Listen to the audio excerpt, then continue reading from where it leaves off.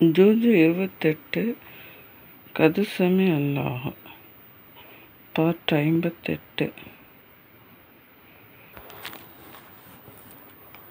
ஜூஜ் 28 அத்தியாயம் 58. சூரத்துல் முஜாதலா தர்கித்தல். ருக்குஹு 3 வசனங்கள் 22. ருக்குஹு 1. அளவற்ற அருளாளனும் நிகரற்ற அன்புடையவனுமாகிய அல்லாவின் திருப்பெயரால் துவங்குகிறேன். நபியே, எவள் தன் கணவனை பற்றி உம்மிடம் தர்கித்து அல்லாஹ்விடமும் முறையிட்டு கொண்டாளோ அவளுடைய வார்த்தையை நிச்சயமாக அல்லாஹ் செவியேற்று கொண்டான். மேலும் அல்லாஹ் உங்கள் இருவரின் வாக்குவாதத்தையும் செவியேற்றான். நிச்சயமாக அல்லாஹ் யாவற்றையும் செவியேற்பவன், எல்லாவற்றையும் பார்ப்பவன். உங்களில் சிலர் தம் மனைவியரை தாய்கள் என கூறிவிடுகின்றனர். ஆனால் அவர்கள் இவர்களுடைய தாய்கள் ஆகிவிடுவதில்லை. இவர்களை பெற்றெடுத்தவர்கள்தாம் இவர்களுடைய தாய்கள் ஆவார்கள். எனினும் நிச்சயமாக இவர்கள் சொல்லிய வெறுக்கத்தக்கதையும் பொய்யானதையுமே கூறுகிறார்கள். ஆனால் நிச்சயமாக அல்லாஹ் மிகவும் பொறுப்பவன், மிகவும் மன்னிப்பவன். மேலும் எவர் தம் மனைவியை தாய்கள் என கூறி பின் வருந்தி தாம் கூறியதை விட்டும் திரும்பி மீண்டும் தாம்பத்திய வாழ்வை நாடினால் அவ்விருவரும் ஒருவரை ஒருவர் தீண்டுவதற்கு முன்னர் ஓர் அடிமையை விடுவிக்க வேண்டும். அதனை கொண்டே நீங்கள் உபதேசிக்கப்படுகிறீர்கள். மேலும் அல்லாஹ் நீங்கள் செய்பவற்றை நன்கறிபவனாக இருக்கிறான். ஆனால் அடிமையை விடுதலை செய்ய வசதி எவர் பெறவில்லையோ அவர் அவ்விருவரும் ஒருவரை ஒருவர் தீண்டுவதற்கு முன் 2 மாதங்கள் தொடர்ச்சியாக நோன்பு நோற்க வேண்டும். எவர் இதற்கு சக்தி பெறவில்லையோ அவர் 60 ஏழைகளுக்கு உணவு அளித்தல் வேண்டும். நீங்கள் அல்லாஹ்வின் மீது அவனுடைய தூதர் மீதும் விசுவாசம் கொள்வதற்காக இவ்வாறு கட்டளையிடப்பட்டுள்ளது. மேலும் இவை அல்லாஹ் விதிக்கும் வரம்புகளாகும். அன்றியும் காஃபிர்களுக்கு நோவினை செய்யும் வேதனை உண்டு. எவர்கள் அல்லாஹ்வையும் அவனுடைய தூதரையும் எதிர்க்கின்றார்களோ நிச்சயமாக அவர்களுக்கு முன்னிருந்தவர்கள் இழிவாக்கப்பட்டதைப் போல் இழிவாக்கப்படுவார்கள். திடமாக நாம் தெளிவான வசனங்களை இறக்கியுள்ளோம். காஃபிர்களுக்கு இழிவுபடுத்தும் வேதனை உண்டு. அல்லாஹ் அவர்கள் அனைவரையும் உயிர் கொடுத்து எழுப்பி பின்னர் அவர்கள் செய்தவற்றை அவர்களுக்கு அறிவிக்கும் நாளில் அவர்கள் அவற்றை மறந்துவிட்ட போதிலும் அல்லாஹ் கணக்கெடுத்து வைத்திருக்கிறான். மேலும் அல்லாஹ் ஒவ்வொரு பொருளின் மீதும் சாட்சியாக இருக்கிறான். ருக்குஹு 2. நிச்சயமாக அல்லாஹ் வானங்களில் உள்ளவற்றையும் பூமியில் உள்ளவற்றையும் அறிகிறான் என்பதை நீர் பார்க்கவில்லையா? 3 பேர்களின் இரகசியத்தில் அவன் அவர்களில் 4வதாக இல்லாமல் இல்லை. இன்னும் 5 பேர்களின் இரகசியத்தில் அவன் 6வதாக இல்லாமல் இல்லை. இன்னும் அதைவிட மிக குறைந்தோ அதைவிட மிக அதிகமாகவோ அவர்கள் எங்கிருந்தாலும் அவன் அவர்களுடன் இல்லாமல் இல்லை. அப்பால் கியாம நாளில் அவர்கள் செய்தவற்றை பற்றி அவர்களுக்கு அவன் அறிவிப்பான். நிச்சயமாக அல்லாஹ் எல்லா பொருட்களை பற்றியும் நன்கறிந்தவன். ரகசியம் பேசுவதை விட்டு தடுக்கப்பட்டிருந்தும் அதை விட்டு தடுக்கப்பட்டார்களோ அதன்பால் மீண்டு பாவத்தையும் வரம்பு மீறுதலையும் ரசூலுக்கு மாறு செய்வதையும் கொண்டு ரகசியமாக ஆலோசனை செய்கிறார்களே, அவர்களை நபியே நீர் கவனிக்கவில்லையா? பின்னர் அவர்கள் உம்மிடம் வரும்போது அல்லாஹ் உம்மை எவ்வாசகத்தை கொண்டு சலாம் முஹம்மன் கூறவில்லையோ அதை கொண்டு முஹம்மன் கூறுகிறார்கள். பிறகு அவர்கள் தங்களுக்குள் நாம் இவ்வாறு சொல்லியதற்காக ஏன் அல்லாஹ் நம்மை வேதனைக்குள்ளாக்கவில்லை என்று கூறிக்கொள்கின்றனர். நரகமே அவர்களுக்கு போதுமானதாகும். அவர்கள் அதில் நுழைவார்கள். மீளும் தளத்தில் அது மிகவும் கெட்டதாகும். ஈமான் கொண்டவர்களே, நீங்கள் ரகசியம் பேசிக்கொண்டால் பாவத்தையும் வரம்பு மீறுதலையும் நம் தூதருக்கு மாறு செய்வதையும் கொண்டு ரகசியம் பேசாதீர்கள். ஆனால் நன்மை செய்வதற்காகவும் பயபக்தியுடன் இருப்பதற்காகவும் ரகசியம் பேசிக்கொள்ளுங்கள். மேலும் அல்லாஹுக்கு எவன்பால் நீங்கள் ஒன்று படுவீர்களோ அவனுக்கே அஞ்சி நடந்து கொள்ளுங்கள். ஈமான் கொண்டவர்களை கவலைப்பட செய்வதற்காக சைத்தானிடம் இருந்துள்ளதே இந்த இரகசிய பேச்சாகும். ஆனால் அல்லாஹ்வுடைய அனுமதியின்றி அவர்களுக்கு அவனால் எந்த தீங்கும் செய்ய முடியாது. எனவே மூமின்கள் அல்லாஹ்வையே முற்றிலும் நம்பியிருக்க வேண்டும்.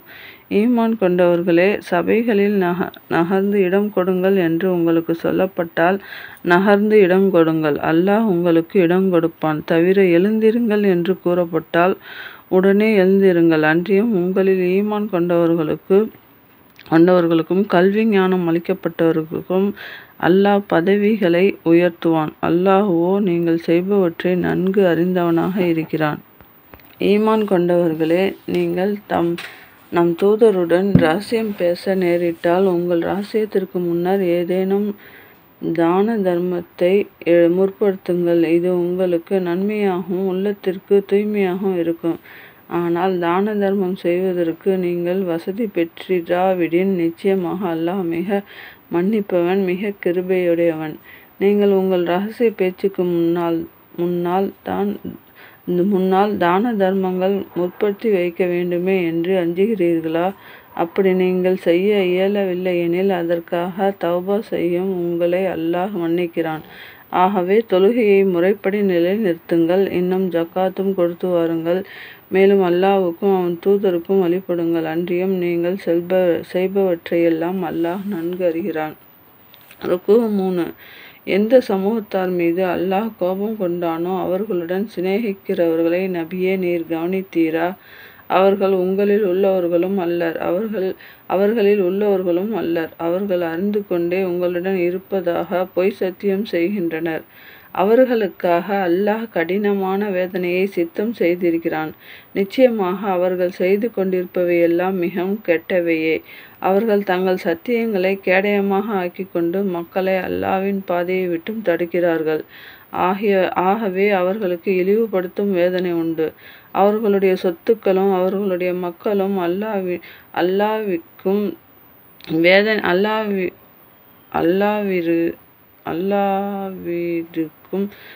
விதிக்கும் வேதனையிலிருந்து காப்பாற்ற உதவாது. அவர்கள் நரகவாசிகள். அவர்கள் அதில் என்றென்றும் தங்கி இருப்பார்கள்.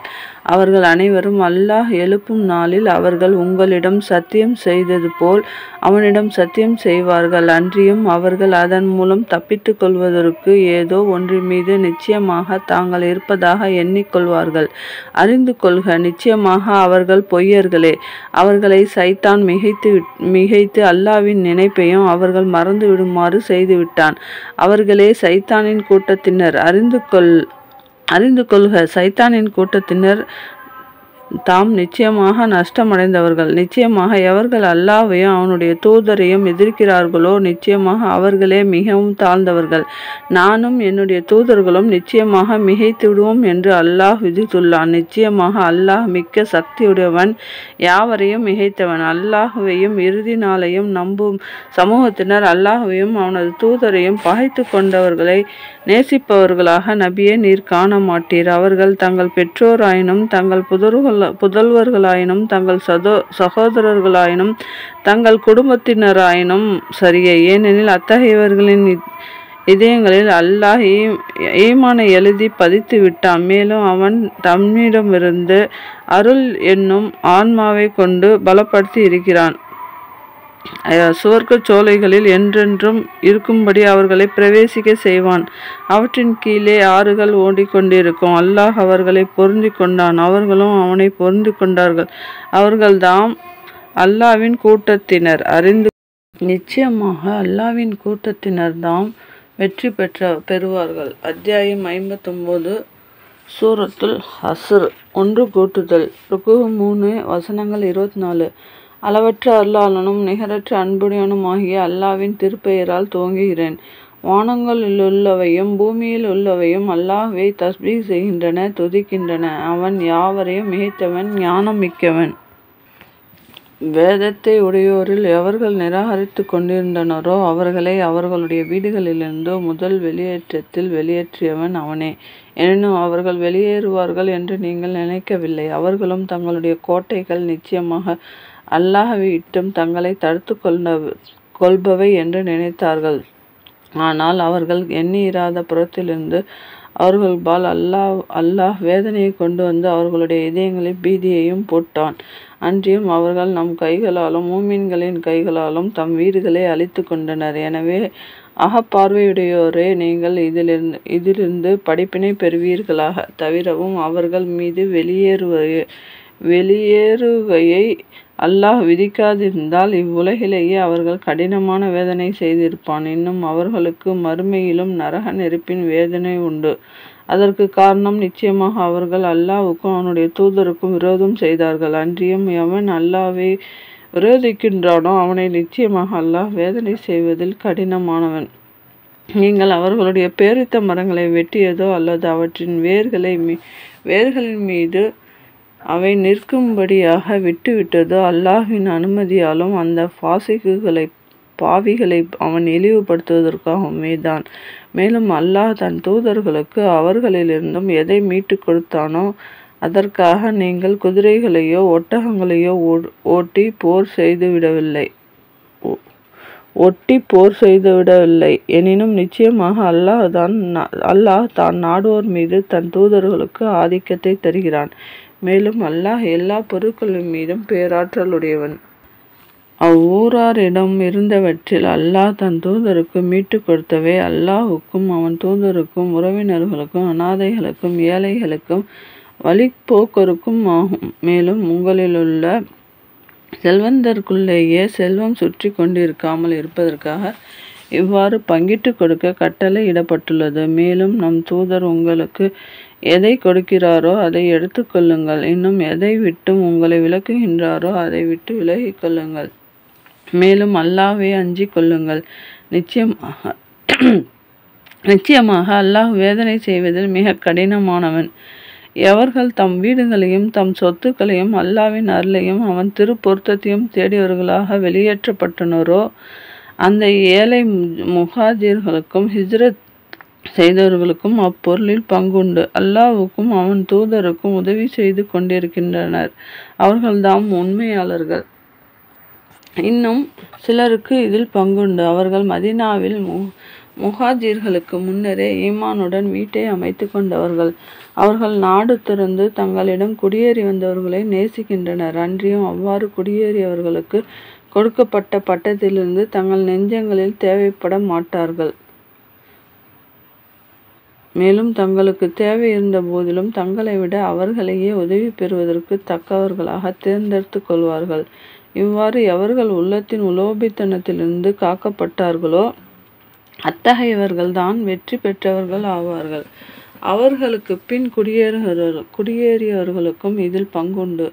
அவர்கள், எங்கள் இறைவனே, எங்களுக்கும் ஈமான் கொள்வதில் எங்களுக்கு முந்தியவர்களான எங்கள் சகோதரர்களுக்கும் மன்னிப்பு அருள்வாயாக. அன்றியும் ஈமான் கொண்டவர்களை பற்றி எங்களுடைய இதயங்களில் பகையை ஆக்காதிருப்பாயாக.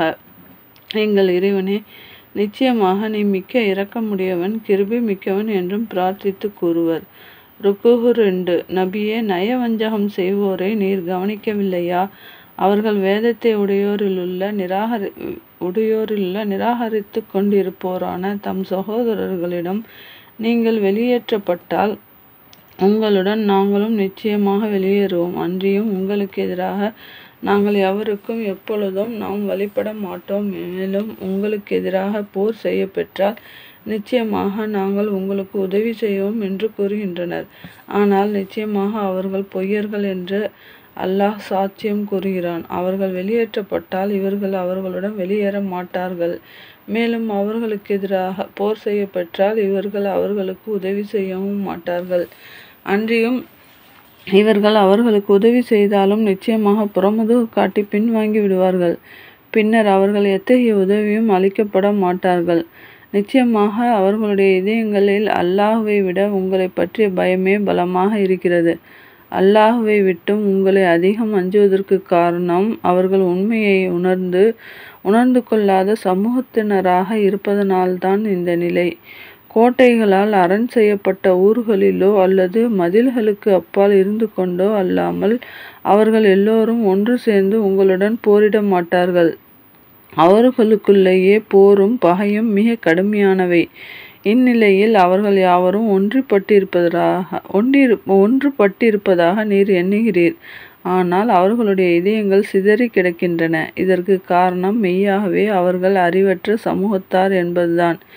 இவர்களுக்கு முன்னர் காலத்தால் நெருங்கி இருந்த சிலரைப் போன்றே இவர்களும் இருக்கின்றனர். அவர்கள் தம் தீய செயல்களுக்குரிய பலனை அனுபவித்தனர். அன்றியும் அவர்களுக்கு மறுமையில் நோவினை செய்யும் வேதனை உண்டு. இன்னும் இவர்கள் நிலை சைத்தானுடைய உதாரணத்தை போன்று இருக்கிறது. அவன் மனிதனை நோக்கி, நீ இறைவனை நிராகரித்து விடு என்று கூறுகிறான்.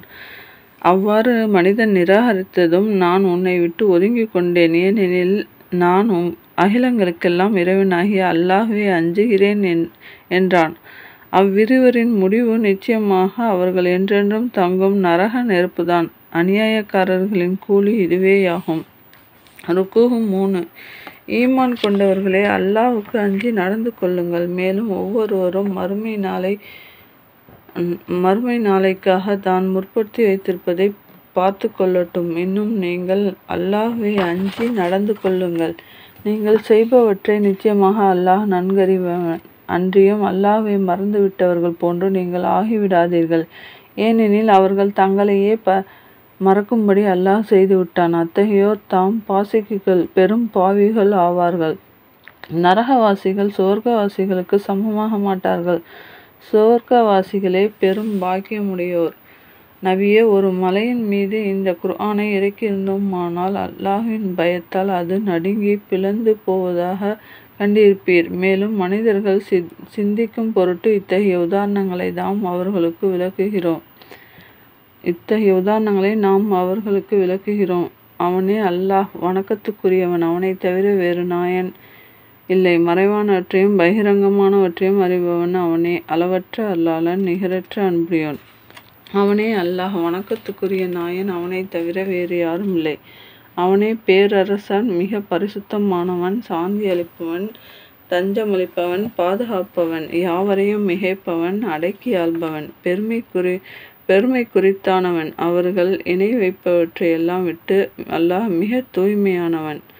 அவன்தான் அல்லாஹ் படைப்பவன், ஒழுங்குபடுத்தி உண்டாக்குபவன், உருவம் அளிப்பவன். அவனுக்கு அழகிய திருநாமங்கள் இருக்கின்றன.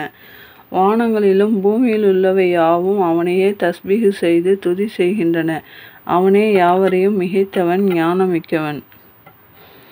அத்தியாயம் 60. சூரத்துல் மும்தஹினா, பரிசோதித்தல்.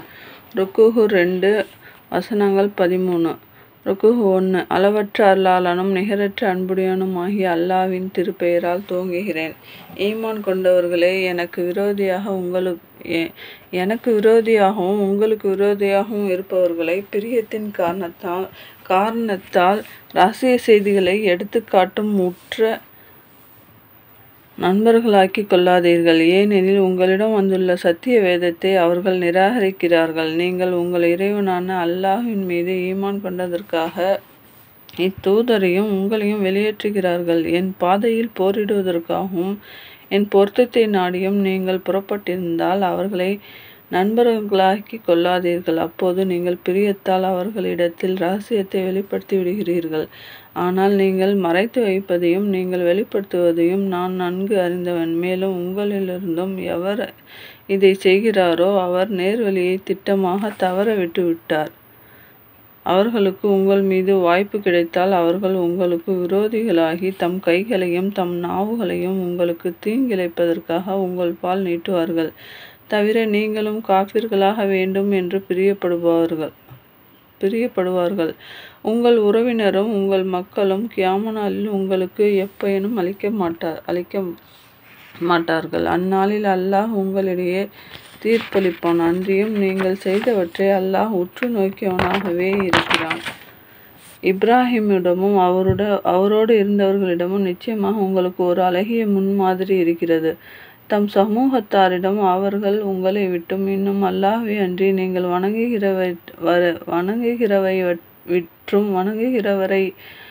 வணங்குகிறவற்றை விட்டும் நாங்கள் நிச்சயமாக நீங்கிக் கொண்டோம்.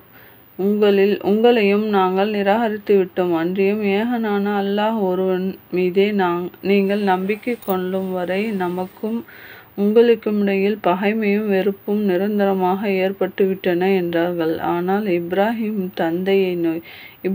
தம் தந்தையை நோக்கி, அல்லாஹ்விடத்தில் உங்களுக்காக அவனுடைய வேதனையிலிருந்து எதையும் தடுக்க எனக்கு சக்தி கிடையாது. ஆயினும் உங்களுக்காக நான் அவனிடத்தில் நிச்சயமாக மன்னிப்பு தேடுவேன் என கூறியதைத் தவிர மற்ற எல்லாவற்றிலும் முன்மாதிரி இருக்கிறது. அன்றியும் அவர் கூறினார், எங்கள் இறைவா, உன்னையே முற்றிலும் சார்ந்திருக்கிறோம். எதற்கும் நாங்கள் உன்னையே நோக்குகிறோம். மேலும் உன்னிடமே எங்கள் மீளுதலும் இருக்கிறது. எங்கள் இறைவா, காஃபிர்களுக்கு எங்களை சோதனை பொருளாக்கி விடாதே. எங்கள் இறைவா, எங்களுக்கு மன்னிப்பும் அருள்வாயாக. நிச்சயமாக நீ யாவரையும் மிகைத்தவன், ஞானமிக்கவன் என்றும் வேண்டினார். உங்களில் எவர் அல்லாஹ்வையும் இறுதி நாளையும் நம்புகிறார்களோ அவர்களுக்கு திடமாக இவர்களில் ஒரு அழகிய முன்மாதிரி இருக்கிறது. ஆனால் எவர் இந்த நம்பிக்கையிலிருந்து பின்வாங்குகிறாரோ அது அவருக்கே இழப்புதான். ஏனெனில் எவரிடமிருந்தும் அல்லாஹ் நிச்சயமாக எந்த தேவையும் இல்லாதவன், புகழ் மிக்கவன். ருக்கூ 2. உங்களுக்கும் அவர்களில் நின்றும் நீங்கள் விரோதிக்கின்றீர்களே, அவர்களுக்குமிடையே அல்லாஹ் பிரியத்தை உண்டாக்கிவிடக்கூடும். மேலும் அல்லாஹ் பேராற்றலுடையவன், அல்லாஹ் மிகவும் மன்னிப்பவன், மிக்க கிருபையுடையவன். மார்க்க விஷயத்தில் உங்களிடம் போரிடாமலும் உங்கள் இல்லங்களிலிருந்து உங்களை வெளியேற்றாமலும் இருந்தார்களே, அவர்களுக்கு நீங்கள் நன்மை செய்வதையும் அவர்களுக்கு நீங்கள் நீதி செய்வதையும் அல்லாஹ் விலக்கவில்லை. நிச்சயமாக அல்லாஹ் நீதி செய்பவர்களை நேசிக்கிறான். நிச்சயமாக அல்லாஹ் உங்களை விலக்குவதெல்லாம் மார்க்க விஷயத்தில் உங்களிடம் போர் செய்து உங்களை உங்கள் இல்லங்களை விட்டு வெளியேற்றி நீங்கள் வெளியேற்றப்படுவதற்கு உதவியும் செய்தார்களே, அத்தகையவர்களை நீங்கள் நேசர்களாக ஆக்கிக் கொள்வதுதான். எனவே எவர்களை நேசகர்களாக்கிக் கொள்கிறார்களோ அவர்கள்தாம் அநியாயம் செய்பவர்கள். ஈமான் கொண்டவர்களே, மூமினான பெண்கள் ஹிஜ்ரத் செய்து நாடு துறந்தவர்களாக உங்களிடம் வந்தால் அவர்களை நீங்கள் பரிசோதித்து கொள்ளுங்கள்.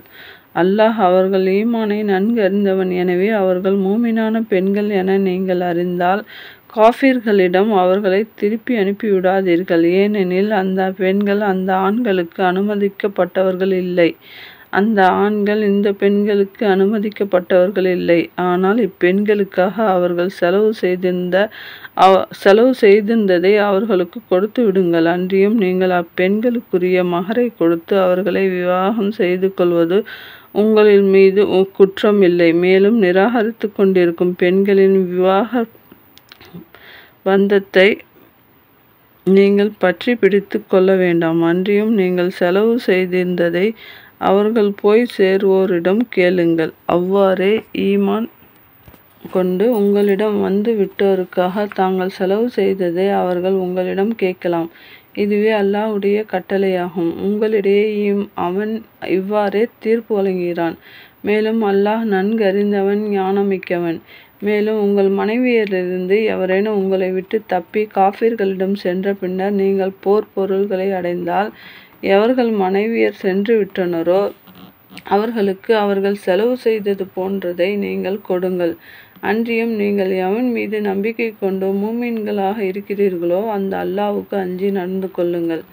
நபியே, மூமினான பெண்கள் உங்களிடம் வந்து அல்லாஹ்வுக்கு எப்பொருளையும் இணை வைப்பதில்லை என்றும், திருடுவதில்லை என்றும், விபச்சாரம் செய்வதில்லை என்றும், தங்கள் பிள்ளைகளை கொல்வதில்லை என்றும், தங்கள் கைகளுக்கும் தங்கள் கால்களுக்கும் இடையில் எதனை அவர்கள் கற்பனை செய்கிறார்களோ அத்தகைய அவதூறை இட்டுக்கட்டி கொண்டு வருவதில்லை என்றும், மேலும் நன்மையான காரியத்தில் உமக்கு மாறு செய்வதில்லை என்றும் அவர்கள் உம்மிடம் வைத்து வாக்குறுதி செய்தால் அவர்களுடைய வாக்குறுதியை ஏற்றுக்கொள்வீராக. மேலும் அவர்களுக்காக அல்லாஹ்விடம் மன்னிப்பு தேடுவீராக. நிச்சயமாக மிகவும் மன்னிப்பவன், மிக்க கிருபையுடையவன். ஈமான் கொண்டவர்களே, அல்லாஹ் எவர்கள் மீது கோபம் கொண்டிருக்கிறானோ அந்த சமூகத்தாருடன் நேசம் கொள்ளாதீர்கள். ஏனெனில் மன்னரை வாசிகளை பற்றி எழுப்பப்பட மாட்டார்கள் என்று நிராகரிப்போர் நம்பிக்கை இழந்தது போல் மறுமையை பற்றி நிச்சயமாக இவர்களும் நம்பிக்கை இழந்து விட்டனர்.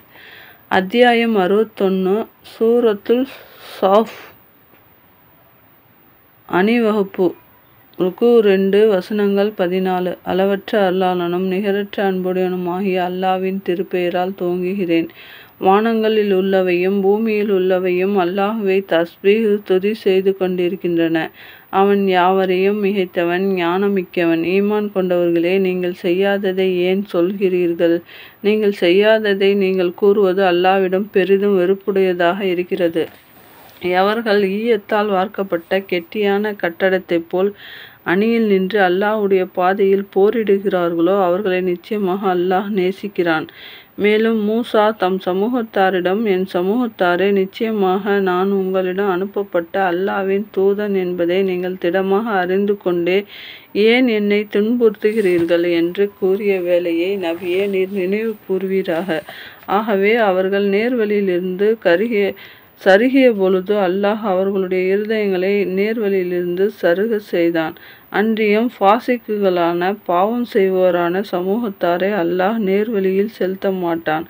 மேலும் மரியமின் குமாரர் ஈசா, இஸ்ரேல் மக்களே, எனக்கு முன்னுள்ள தௌராத்தை மெய்ப்பிப்பவனாகவும் எனக்கு பின்னர் வரவிருக்கும் அஹ்மது எனும் பெயருடைய தூதரை பற்றி நன்மாராயம் கூறுபவனாகவும் இருக்கும் நிலையில் அல்லாவின் தூதனாக உங்களிடம் வந்துள்ளேன் என்று கூறிய வேளையை நபியே, நீர் நினைவு கூறுவீராக.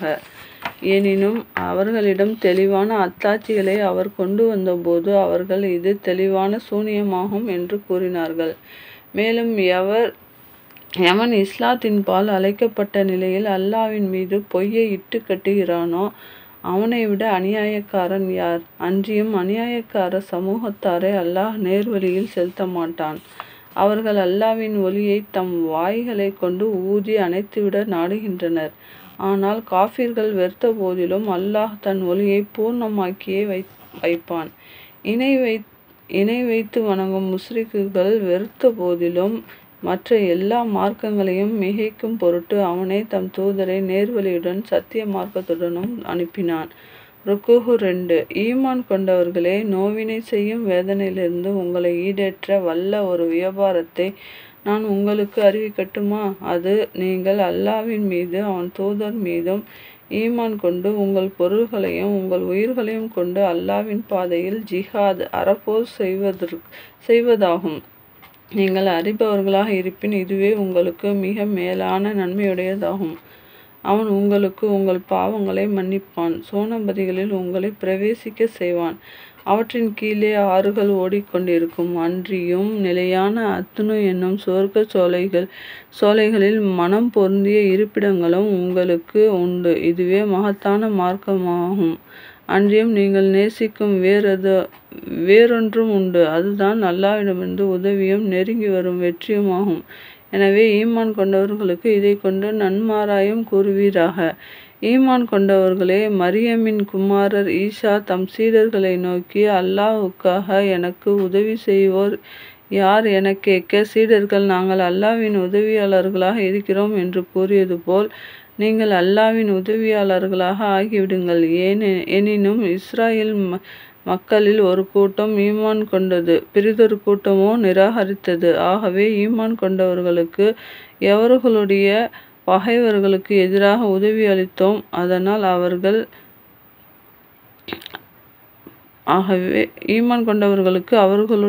பகைவர்களுக்கு எதிராக உதவி அளித்தோம், அதனால் அவர்கள் வெற்றியாளர்களாக ஆகிவிட்டார்கள்.